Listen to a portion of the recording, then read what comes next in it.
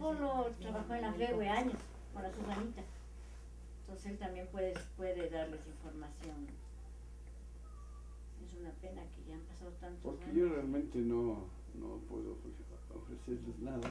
Y sobre eso ni yo. Primero, ha pasado mucho tiempo, no me acuerdo de cosas, tendría que ser puntuales las cosas que me pregunten para ver si puedo contestar. Pero así en general no, ¿qué podría decir de la residencia? Si en ese entonces también yo no... Ayer alumno usted. Creo que participábamos en actividades Claro, ayer culturales. alumno y Claro. participaba. Porque en el 61 se funda los sánsicos. Entonces es en esa época más o menos. Yo no sé si en el 61 era un estudiante o ya era catedrático. No, ayer estudiante. Ayer era estudiante. Ayer estudiante. Yo soy profesor de universidad, ¿desde cuándo? ¿Desde 5? No, desde el 80, a ver, desde el 78. Ah, entonces usted era estudiante en esa. Sí, en el 61 era estudiante. En el 61. 61 estudiante. Estudiante. Claro. Yo me gradué en el 63. Creo que sí. Ahí está el título. No. Puedo decirles, por ejemplo, yo, estudiante de periodismo de la Universidad Central, no sé, en esos años, pienso que debo haber estado tercer curso tal vez, pero como estudiante universitario y sánsico, porque yo pertenecía al grupo sánsicos, teníamos una intensa actividad artística, poética. Hacíamos constantemente recitales, organizábamos mesas redondas para discutir los problemas de la cultura. Entonces, en esas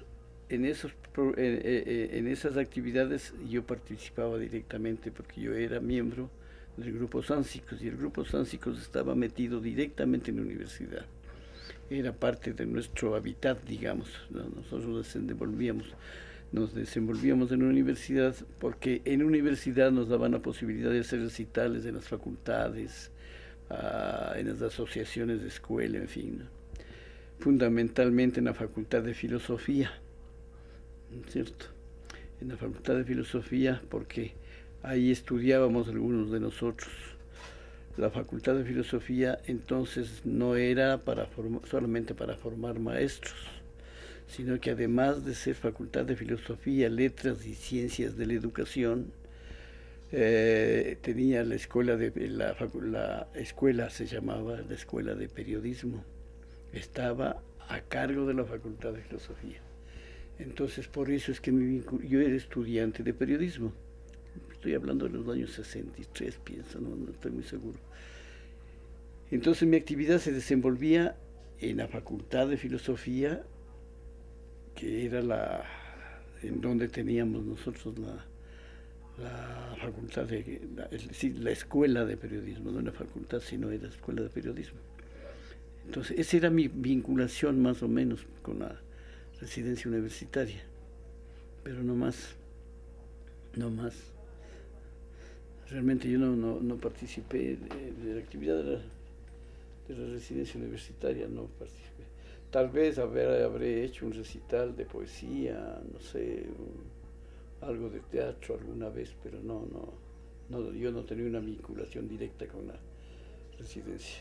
Mi actividad era la Facultad de Comunicación Social, antes Escuela de Periodismo. Yo trabajé y estudié en periodismo en la escuela, porque había una escuela de periodismo.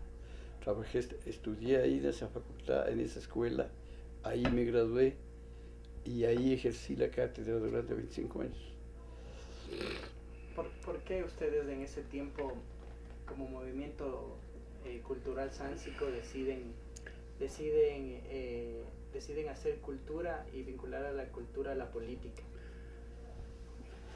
Esa sí es una pregunta interesante y que puedo contestarle, porque la actividad cultural desde siempre no ha podido, no ha estado, no ha podido estar desvinculada de los hechos sociales de un país, de una nación, de una ciudad, ¿no es cierto? Entonces, el arte la poesía es arte, la pintura es arte. La poesía, la pintura, la música están siempre comprometidos con la gente. Es decir, esas artes se hacen para la gente, ¿no? Lo mismo que el periodismo. No es una cosa concreta como la medicina. La medicina es para estudiar la anatomía y etcétera, y hacerme médico para curar a los enfermos. Las facultades de ciencias sociales, en cambio, en la universidad, forman pensadores, o forman, como le digo, intelectuales que sirvan en los diferentes campos del desarrollo intelectual, periodistas, qué sé yo, bueno, hay algunas ramas en las que uno puede desenvolverse, maestro, profesor, por ejemplo. La universidad de la secundaria, es decir, después de graduarse de bachiller, se iba a estudiar periodismo. ¿En dónde? En escuela de periodismo, por ejemplo, en mi caso. Yo estudié periodismo en la escuela, se llamaba Escuela de Periodismo. Ahí me gradué yo después de 3 años de estudios. Luego se cambiaron las cosas. Primero se subió a 4 años, se lo cambió de nombre, se llamó Facultad de Comunicación Social, ¿no? Y naturalmente cambiaron los pensos de estudios y la práctica de la enseñanza, ¿no? Que en mi tiempo, en los 3 primeros años, era más teórica que nada. Es decir, nos pasábamos en el aula conversando sobre el periodismo y nada más. En cambio, ya cuando estuvimos en los años superiores, en cuarto, y cuando fui profesor, era fundamental, más vale, la práctica de la profesión. Eso era lo que... Porque un periodista no puede aprender en los cuadernos a ser periodista, sino trabajando como periodista, con el micrófono en la mano, con la grabadora en otra mano y con la libreta de apuntes en el bolsillo, ¿no? para ir sacando todo lo que va presentándose el momento en que hace una entrevista o investiga alguna cosa. De ahí que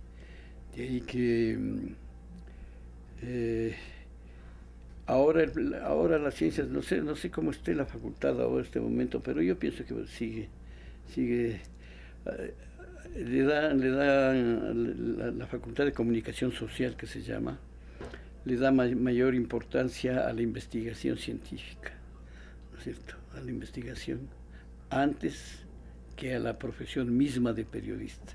Es decir, antes que enseñar a ser periodistas, están enseñando ahora a ser investigadores de la comunicación, que es otra cosa, porque el periodista es el que ejerce la profesión de escribir y hacer noticias o comentarios editoriales para comunicar.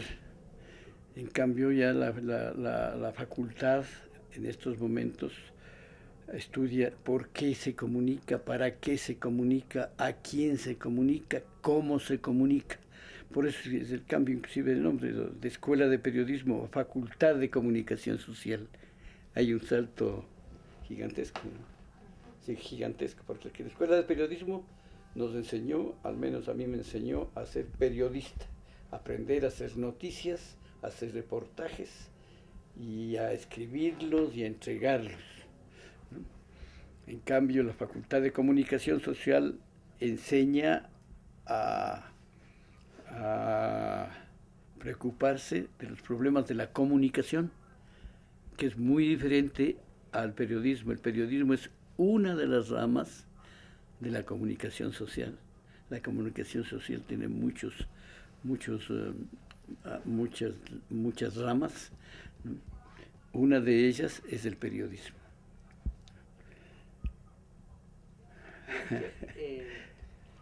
En ese tiempo ustedes hacían los recitales o como se denominaba los happening que organizaban los sánsicos. ¿Qué pretendían ustedes con este tipo de actos? Ya, primero nunca les llamamos happening. Detestábamos imperio norteamericano. Detestábamos el inglés, tanto que ninguno de nosotros aprendió inglés, nunca. Perdíamos el año, nos quedábamos aplazados, pero no aprendíamos inglés, porque odiábamos al sistema, ¿no? Y estábamos en contra total, especialmente de la penetración cultural que había por parte de Estados Unidos, ¿no? Entonces nuestra actividad se desarrollaba a través de la cátedra, ¿no? Y a través de la actividad concreta en el campo del arte, ¿no? Y del periodismo. Por ejemplo, nosotros organizábamos permanentemente, ¿no? Por lo menos un recital de poesía, por lo menos uno, mensual. Entonces, en ese recital de poesía nosotros no era un recital ir y recitar poesía, ¿no? Primero no recitábamos, leíamos poesía. Nunca recitamos de memoria, sino que llevábamos poemas, sí, nuestros y de otros autores, pero los leíamos, no recitábamos. Ahí ya estaba la primera ruptura, la primera e importante ruptura, porque entonces para ser poeta había que recitar, ¿no? Entonces, y además figurar como poeta en las reuniones sociales, se tomaba los tragos con los amigos y empezaba a recitar. Había una fiesta, le decían que recite el poeta y el poeta tenía que recitar. Entonces teníamos que aprendernos de memoria los poemas para recitarlos con mímica y con veñas y con todo lo demás. Nosotros detestábamos eso. Entonces lo que hacíamos es llevar una libretita en donde estaban los poemas y leíamos. Y leíamos en forma totalmente desinformal. Leíamos sentados en la vereda, leíamos sentados en el suelo, ¿no? Sentados sobre el escritorio del profesor. Es decir, fue al menos para los sánsicos, fue una época de total ruptura. La idea era romper con el sistema. Entonces, los recitales de poesía eran por lo regular en la Casa de la Cultura, en el aula Benjamín Carrión, con terno negro, corbata de lazo. Así se vestía el poeta para hacer una lectura de poemas. Lectura no, recital con las manos y con todo lo demás. Entonces nosotros queríamos romper eso. Entonces, para eso, ¿qué hacíamos? No ponernos terno, no ponernos corbata, ir con jean y camisa, no leer los poemas, sino decirlos de memoria y jorobar con esos poemas, darle a la sociedad, ¿no? Nuestra intención era esa, golpear a la sociedad. Entonces, yo sé que era una lucha quijotesca, porque es pelear contra el sistema, ¿no? Pero sirvió de mucho realmente. Sirvió de mucho porque la juventud fue abriendo los ojos y dejando a un lado todos esos amaneramientos y todos esos actos que no eran sino una payasada, ¿no? Dentro de todas estas actividades, ¿qué significa para usted el Café 77? El Café 77 es de gratísima recordación. ¿No? Fue ahí donde empezamos el trabajo artístico. ¿No? El Café 77 estaba situado en la esquina del Correo, en la calle... ¿Cuál es esa? Benalcázar. Sí, Benalcázar de Chile, en la esquina. Que se llamaba Café...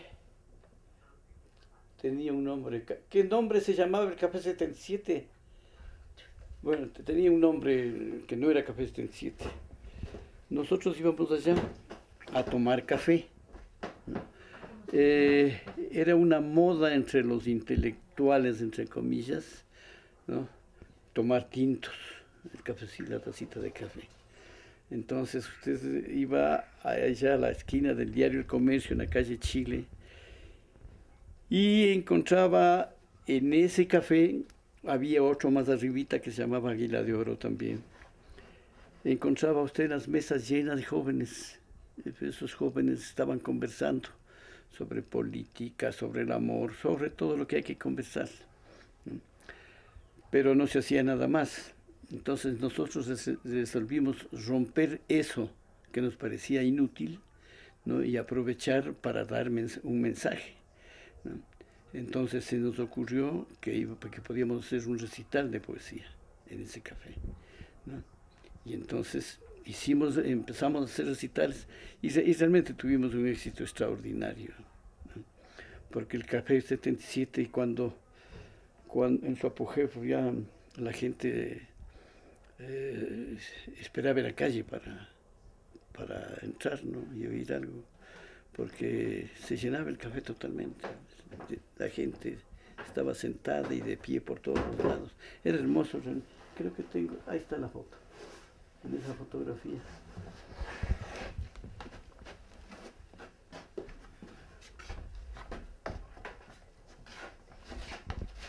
Este es el Café 77.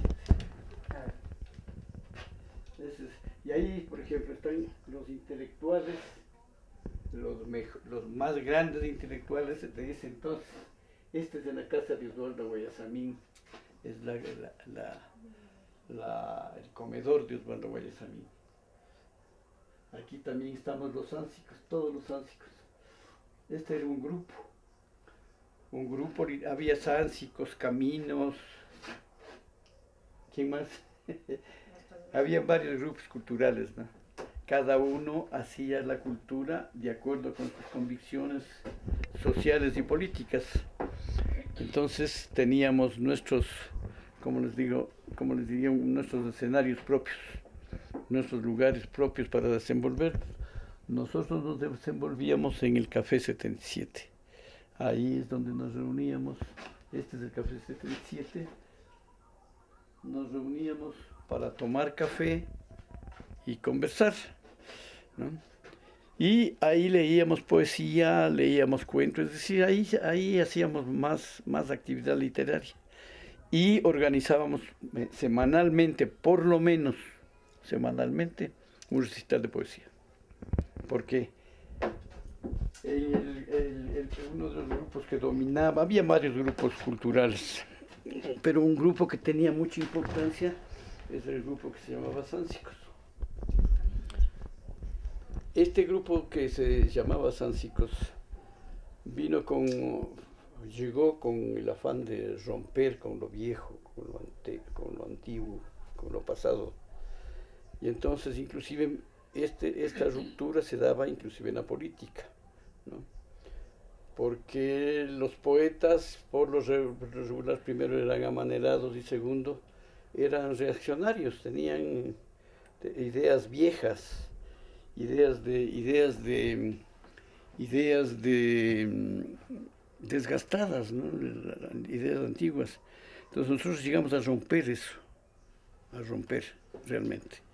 Entonces nosotros hacíamos recitales golpeando a ese sistema, al sistema, y golpeando a los que defendían el sistema, porque habían grupos también que defendían el sistema, indudablemente. Uno de esos grupos, y que era nuestro más grande rival, era el grupo Caminos, un grupo de poetas también, escritores, poetas, pero que eran de derecha, ¿no? Es decir, defendían lo anterior. Y nosotros reconocidamente, éramos de izquierda, nos decían que éramos comunistas y nos perseguían un poco también, sufrimos algunos desaguisados del sistema, ¿no? Algunas veces estuvimos presos y cosas de ese tipo, ¿no? Nos cerraban el café, clausuraban el café para que no hagamos los recitales.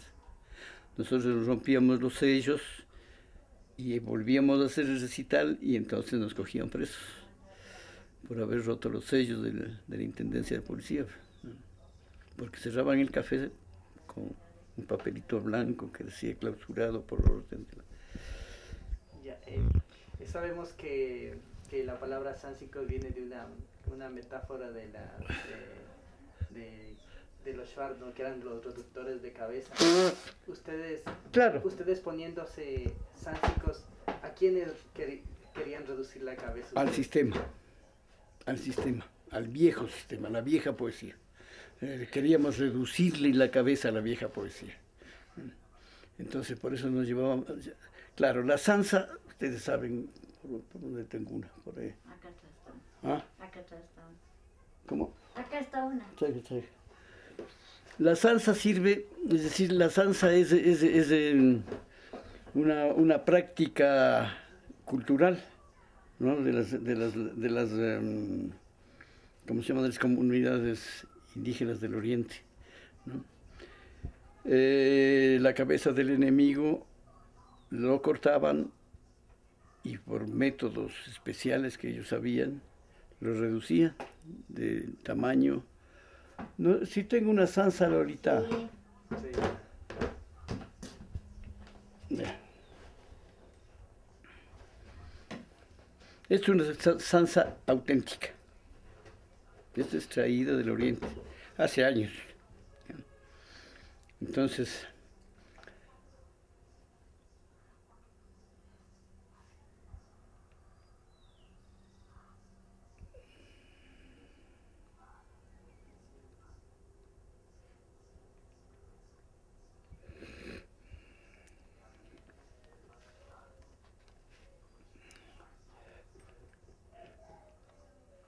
es una zanza auténtica. Y nosotros tomamos de esto, tomamos el nombre del grupo. Es decir, y nos autocalificábamos reductores de cabezas, ¿no? Esto era una metáfora para decir que queríamos acabar con el viejo pensamiento del sistema. La vieja poesía, el viejo cuento, la vieja novela, ¿no? Que se practicaba con éxito, que practicaban con éxito los escritores que nosotros considerábamos eran primero anticuados, segundo mediocres, ¿no? Entonces nosotros queríamos cambiar y darle nueva forma a la poesía, darle nueva forma de expresión, nueva forma de presentación. Entonces nosotros, por ejemplo, hacíamos recitales, no el recital que acostumbraban a hacer los que continuaban con el sistema, es decir, en un salón, en una sala y ante un público sentado en las butacas y con movimiento de manos y pies, haciendo mímica y todo lo demás. Nosotros los recitales los hacíamos sentados en una mesa de café con una tacita de tinto y desde la mesa cogíamos los poemas que teníamos en las carpetas y leíamos la poesía desde ahí. Entonces ese era con el afán de hacer que la poesía primero llegue a más gente y que sea participativa. Es decir, nosotros pedíamos a los asistentes que ellos también lean sus cosas si tenían, ¿no? O que reciten si querían recitar. Es decir, era toda una actividad poética, no era solamente la lectura de poesía. Entonces realmente fue una época interesante porque se cambió mucho la práctica cultural de Quito al menos, ¿no? Aunque se tuvo sus incidencias en Cuenca, en Guayaquil también, siguieron con esa tendencia, pero en Quito tuvo mucho éxito. Y fue el Café 77 el que canalizó esa actividad.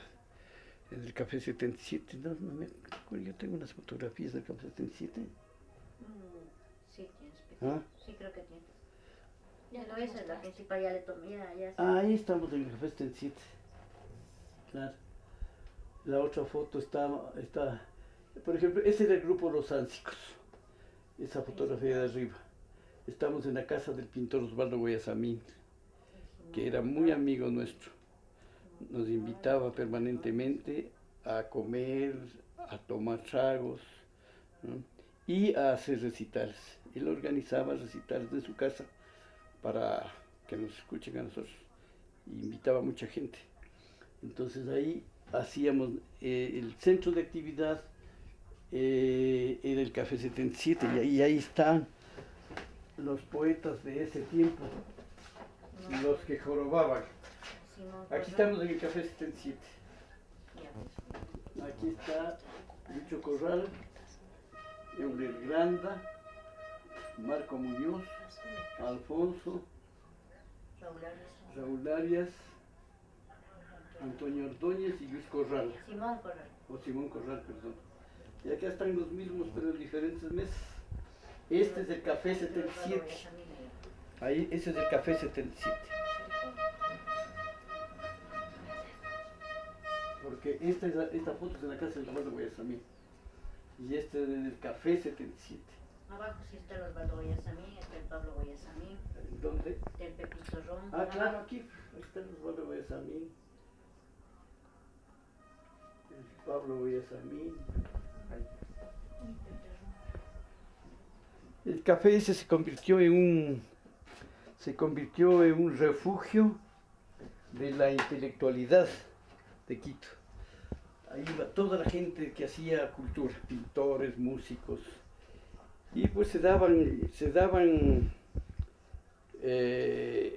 cosas importantes, porque no era a tomar café nomás, o a conversar, o a jorobar, sino que se hacía una actividad cultural intensísima. Entonces, por ejemplo, en el café, a ustedes han de ver ahí que hay unos dibujos.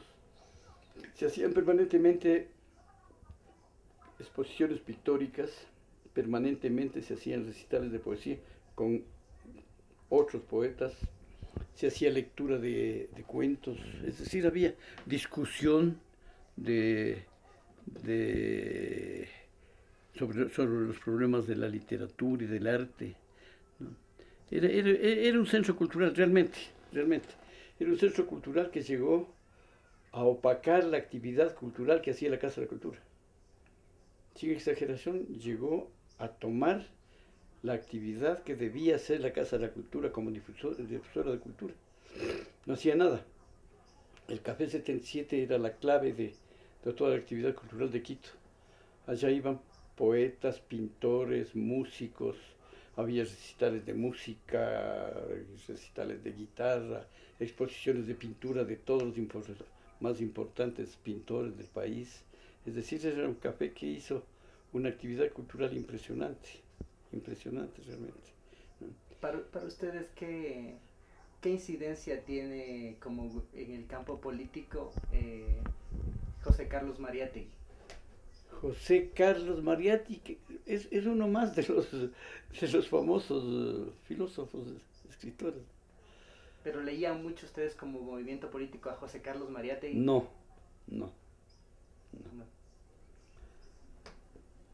Teníamos, ¿cómo le explico? Teníamos teníamos la tendencia de criticar a todos estos famosos, ¿no?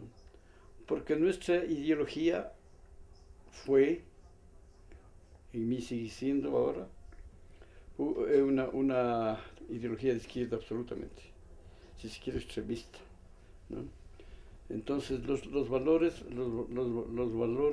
culturales los medíamos desde el campo de la política, ¿no es cierto? Es decir, la política, creíamos y seguimos, yo al menos sigo creyendo, la política no puede estar desvinculada del arte.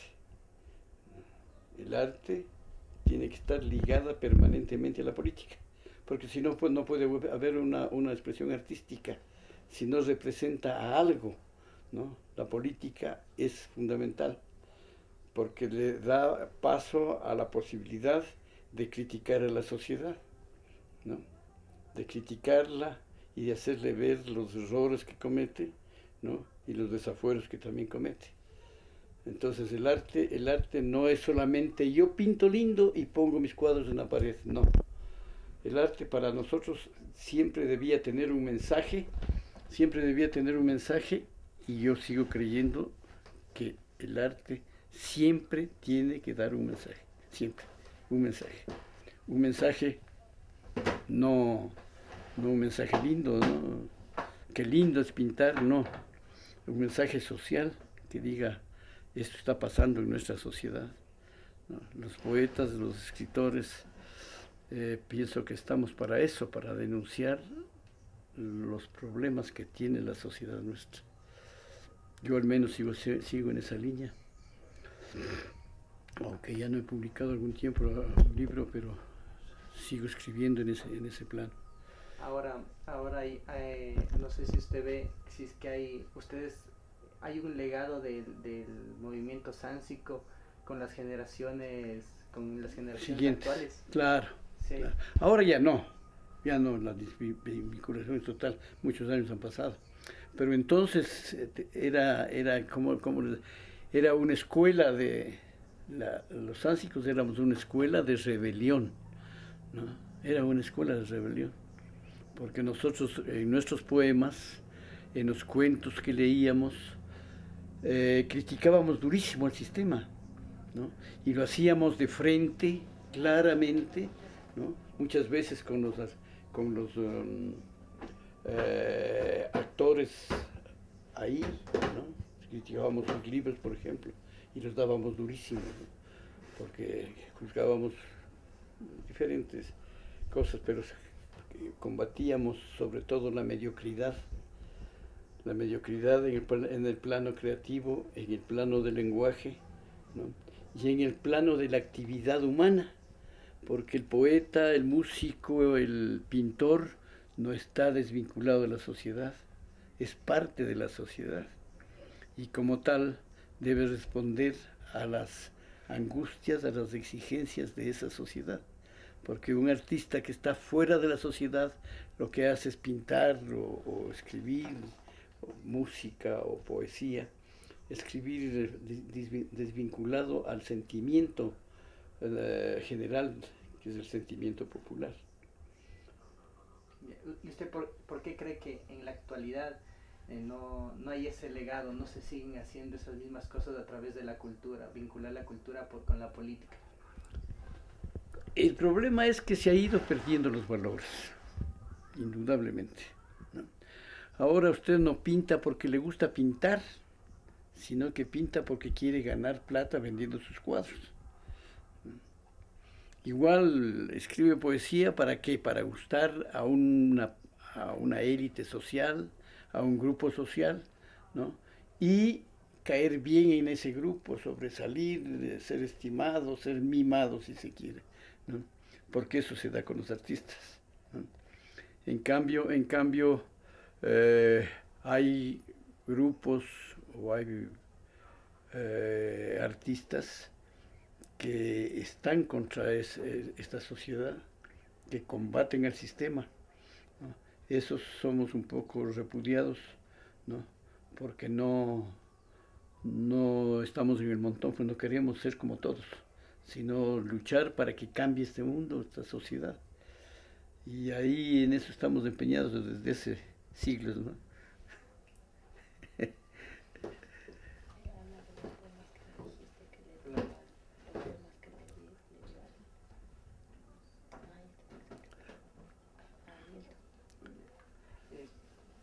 Alfonso, ¿usted recuerda el contexto de cuando mataron a Milton Reyes? ¿Usted se acuerda de Milton Reyes? Claro, claro. ¿Sí nos puede decir qué pasó con Milton Reyes? Que lo asesinaron. Simplemente eso. Lo asesinaron porque era un combatiente popular, porque estaba contra el sistema, porque luchaba para cambiar el sistema. Lo mataron. ¿Milton Reyes? Milton Reyes. En la dictadura de Velázquez Ibarra. ¿Ah? En la dictadura de Velázquez Ibarra en San Juan. En el 70, ¿no? Del 70, sí. En abril del 70. El 12 de abril. ¿Usted era muy amigo de Milton Reyes? Sí, muy amigo. Sí. Muy amigo, muy amigo. El Milton comía en mi casa, tomábamos los tragos y quedaba a dormir en mi casa. Nos llevábamos mucho con el Milton, mucho. Era más joven. ¿Quién? Milton Reyes era más joven, en ese entonces era muchachito, cuando tú ya eras hombre. Claro. Sí, pues Milton era, Vivía en San Juan. era bastante menor que nosotros. Y vivía en San Juan, ¿no? Ajá. Pero era muy amigo, como hermanos, nos llevábamos como hermanos realmente. Comíamos en nuestras respectivas casas, hacíamos cosas, nos tomábamos los tragos y la actividad cultural la hacíamos en conjunto, ¿no? En ese tiempo el movimiento que lideraba Milton Reyes, ¿qué hizo cuando lo asesinaron? ¿Qué acciones se tomó después de la muerte de Milton Reyes? A ver.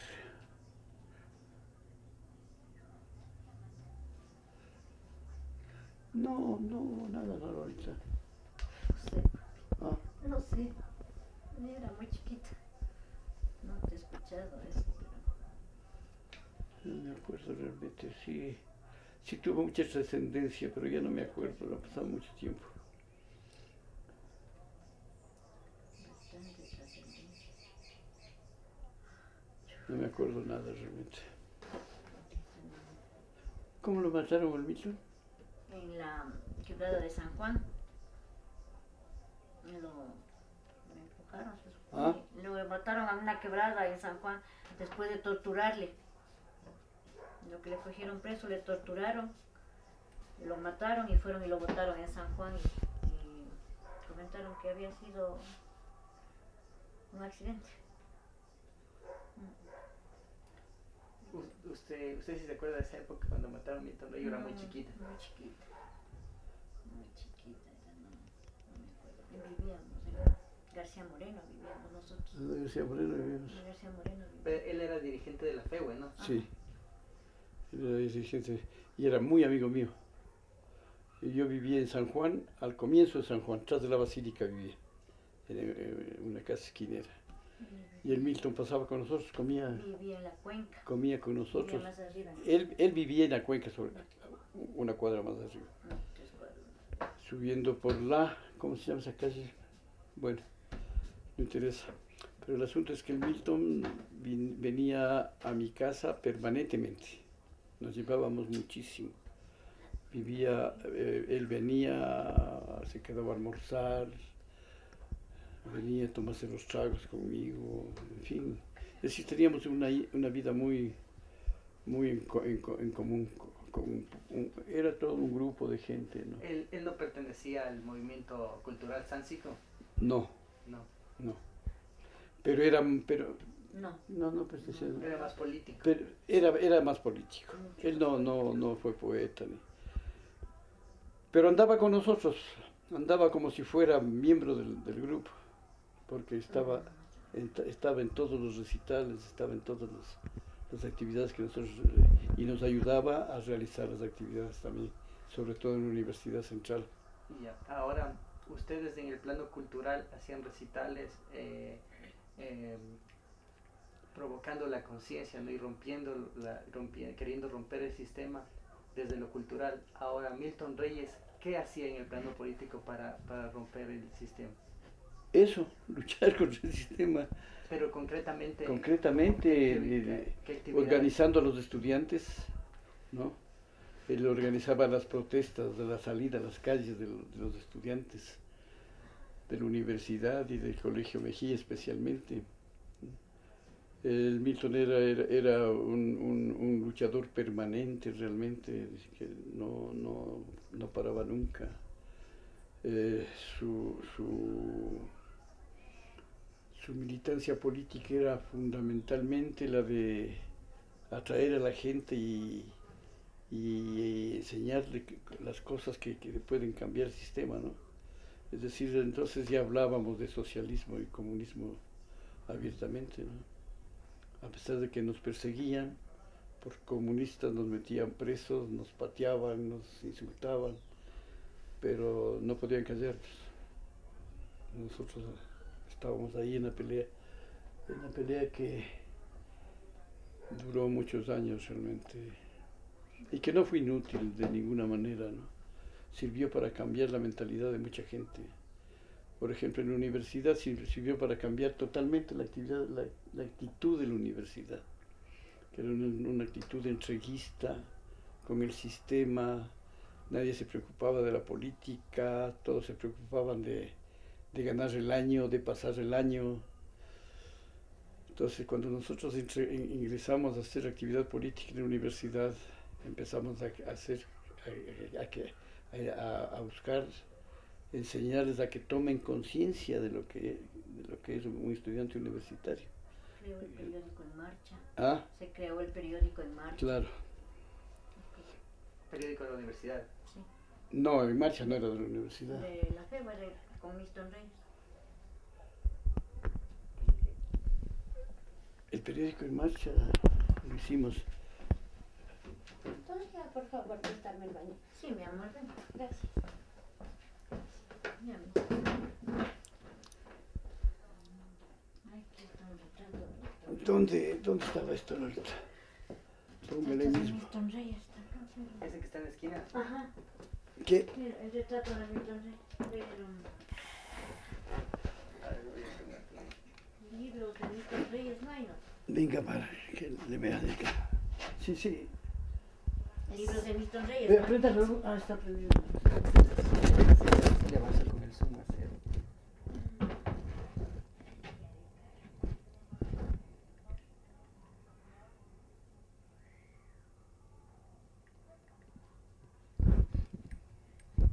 Si quiere le bajo.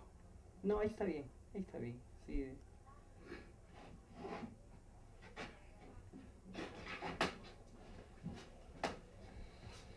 Es que en realidad ahora pasa algo parecido. Lo que pasaba en su época pasa lo mismo en la universidad ahora. Ahora está pasando lo mismo. Claro. Una actitud entreguista, una actitud de la gente solo quiere pasar el año. Una universidad silenciada. Sí. Es que eso es lo que O sea, hay que ahora decir. también hace falta reducir cabezas. O Están sea, ahora entregados también. al sistema igual con el señor Samaniego, con el que estaba de rector. Están entregados totalmente al sistema. Todo lo que dice Correa a la universidad acá. Sí, hay, o sea, hace falta seguir reduciendo cabezas. Claro, Haciendo. claro. Hace Es falta. que el mínimo movimiento que hacen Qué pena. se van presos. Qué Pues pena ahí que está el Ya no compañero hay. Rivera, le mandaron 4 años Claro. a prisión. Y por eso para nosotros es importante rescatar la memoria también, ¿no? Rescatar la memoria a través de, ¿De quién? por ejemplo, Ah, Aquí. rescatar la La memoria, memoria de todo lo que ha pasado en la claro. universidad. claro, a través de ustedes que fueron como activistas culturales, políticos. Sí. Bueno, es que algo más. Es que la universidad fue el centro de la actividad social y política. En la Universidad Central y en todas las universidades del país en ese entonces se discutían los problemas sociales, políticos y económicos que se daban en el país. Entonces, no es que la enseñanza o la enseñanza-aprendizaje era una cosa secundaria. Nosotros ligábamos el aprendizaje de nuestra profesión con la actividad social y política. Entonces teníamos una actividad intensa porque además de estudiar, participábamos en las luchas populares fundamentalmente, ¿no? Entonces la lucha popular para nosotros era una escuela de aprendizaje, ¿no? Porque la actividad, la lucha popular tiene muchas lecciones que darnos, muchas lecciones. Sigue siendo así, pero naturalmente que ha bajado mucho la lucha también. Pero la actividad política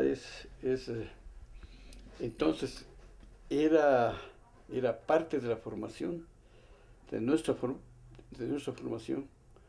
Cada universitario tenía una actividad política intensa. Estaba afiliado a un partido político, no siempre de izquierda, ¿no? Pero éramos socialistas. ¿Los Atala en Guayaquil eran socialistas? ¿Ah? ¿Los Atala en Guayaquil eran socialistas? No, los Atala no eran socialistas. Era un grupo, ¿cómo le digo? Un grupo, si se quiere, rebelde también, pero de una rebeldía delincuencial, no tenían ideas sociales claras, ¿no? Sino gana de pelear, digamos, y eran peligrosos. Sí, Eso sí. en Guayaquil. En Guayaquil. Los Atal, Los Atal. en los 60 mismo. Sí, Sí. en los 65, 70 tal vez. Los Atal eran nombrados. No me acuerdo. Claro. Es decir, ese grupo fue formado por el sistema para combatir el comunismo, precisamente. ¿No es cierto? Entonces los Atala nos perseguían a muerte. En Guayaquil especialmente. En Guayaquil era tremendo, según escuchaba. Aquí también había, pero aquí les dábamos palo. Les dábamos palo realmente. El enfrentamiento político era durísimo. Aquí en Quito era duro, porque la Universidad Central primeramente no estaba donde está ahora. Estaba en el centro de la ciudad. Estaba en donde es el Diario El Comercio. Al frente del Diario El Comercio funcionaba la Facultad de Filosofía, que era la facultad más rebelde, más política, ¿no? Y entonces la actividad La represión era más fuerte. política era más intensa en ese entonces, porque estaba vinculada directamente a la sociedad.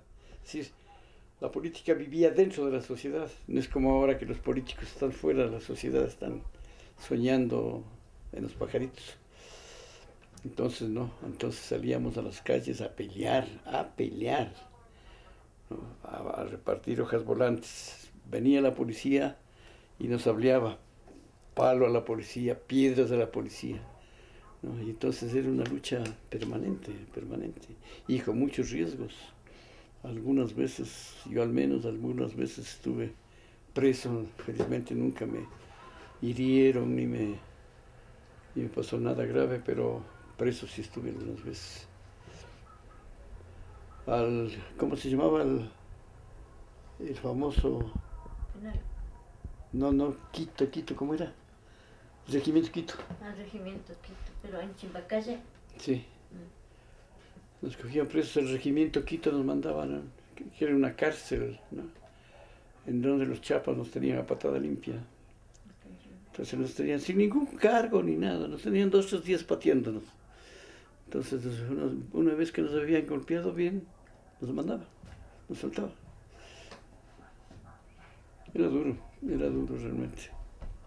Ya, solo una última pregunta para Ya. un poco para también contextualizar lo que estamos haciendo desde su pensamiento, Alfonso, desde su lucha de vida, ¿no? ¿Usted qué piensa actualmente en la universidad de cuántos? 40.000, 45.000 estudiantes, 45.000 estudiantes de la Universidad Central? El 40% es de provincia. Ya. Es de provincia. Y hay una residencia que está como una casa abandonada. ¿Usted qué piensa de eso? Que hay una residencia, un espacio que está cerrado, y entonces hay mucha gente que necesita eso. Cerrado. Ajá. Tiempo está cerrada la residencia. O sea, ¿usted qué piensa? O sea, de la actualidad. Abajo funcionaban los, Ajá. te daban los, ¿cómo se llaman? Los oficios donde se ¿cómo es? ¿Es qué? Solo te daban ciertas cosas, nomás te daban adelante. Después hicieron hospital, que también funciona la primera planta, todo lo de arriba es botado, pero ya es años que está botado, es años. Qué pena, ¿no? Hecha una institución que costó mucha lucha para crearla. No, yo no he sabido cómo está la residencia universitaria. No, ya es tiempos, papi. Yo tiempos que no hubiera universidad también. Ya la vida me ha llevado por otros rumbos, ya me he desvinculado totalmente de la actividad universitaria y de la actividad política también. Claro, o sea, pero queremos saber qué piensa usted o sea, que usted fue estudiante de la Universidad Central, que hay una residencia cerrada cuando el 40% de estudiantes son de provincia. No tienen dónde. Eso me parece una cosa horrorosa, compañeros. ¿Qué más me va a parecer? Que haya tanta desidia, ¿no? Porque podrían tranquilamente ponerlo en servicio, ¿no? Podrían tranquilamente, porque no es sino asunto de una cama y una mesa, ¿no? No me acuerdo bien de la residencia, pero desde el 80 estaba, desde el 78 está botada la residencia. Sí. Totalmente abandonada, vidrios rotos y todo eso. Antes de eso todavía. Y ahí los estudiantes vivían bien. Sí, y el comedor estudiantil también era bueno. El comedor era bueno. Yo almorzaba en el comedor universitario. Era bueno realmente. Buena comida, baratísima. Y la residencia también era cómoda, no costaba. Claro, no se entiende por qué la cerraron. ¿Por qué la cerraron? Escuché igual cuando estudiante, pero ya te digo, en el 78, ahí comentaban que se habían suicidado, que había habido muchos desmanes y que por eso habían cerrado. Claro. Lo que pasa es que es asunto del sistema. El sistema político, no sé. Había muchos problemas de tipo social, de tipo humano. Los estudiantes bebían mucho, se emborrachaban. Sí, se convirtió en un burdel. Había cantidades de desafueros. Era bárbaro. Y cuando la cerraron, pienso que la cerraron pensando en que era más un peso para la universidad que nada. Y claro. La cerró, ¿no se acuerdan qué gobierno la cerró? No me acuerdo. No me acuerdo quién. Eso no. Les agradezco mucho. Alfonso, muchas gracias por Ojalá sirva la...